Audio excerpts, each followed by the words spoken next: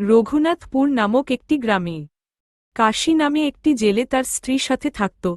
সকালে মাছ বিক্রি করতে যাওয়ার আগে রামকে প্রণাম করে যেত এবং বলত, হে প্রভু রাম, আমার ব্যবসা উন্নতি হলে তোমার জন্য সিংহাসন নিয়ে আসব। সে যখন বাজারে যেত তার মুখে সবসময়ই প্রভু নাম করতে করতে যেত। হে রাম, হে রাম, হে রাম, হে রাম, হে রাম, হে রাম, হে রাম, হে রাম, হে রাম, হে রাম। তাড়াতাড়ি মাছটা দাও, তাড়াতাড়ি মাছটা দাও। গ্রামের লোকেরা জেলের মুখে রামে নাম শুনে তাকে নিয়ে আলোচনা করত। কথায় বলে না, ভূতের মুখে রাম নাম, এমনই অবস্থা। একদিন জেলে মাছ ধরতে গিয়ে তার জালে একটি শিলা উঠে আসে।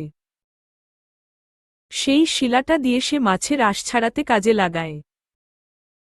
তারপর থেকে কাশিরামের ব্যবসা খুব ভালো চলতে শুরু করে। একদিন তার দোকানে একটি জহুরি আসে, সে শিলাটা দেখে চিনতে পেরে যায়।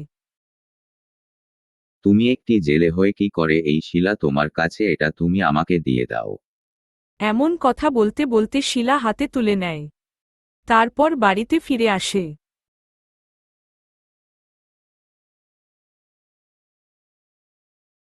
হে প্রভু, ওই জেলে কাছে থেকে তুমি অপবিত্র হয়ে গেছো, তাই কাল সকাল তোমাকে আমি গঙ্গায় নিয়ে যাব। এই কথা বলে ঘুমাতে চলে যায়।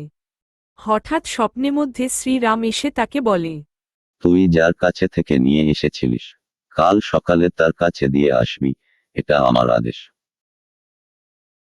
সকালবেলায় জহুরি জেলের বাড়িতে গিয়ে সেই শিলা ফিরিয়ে দেয়। সত্যি তুমি শ্রীরামের পরম ভক্ত। এর থেকেই বোঝা যায় ভগবানের কাছে সকল জাতির মানুষই সমান।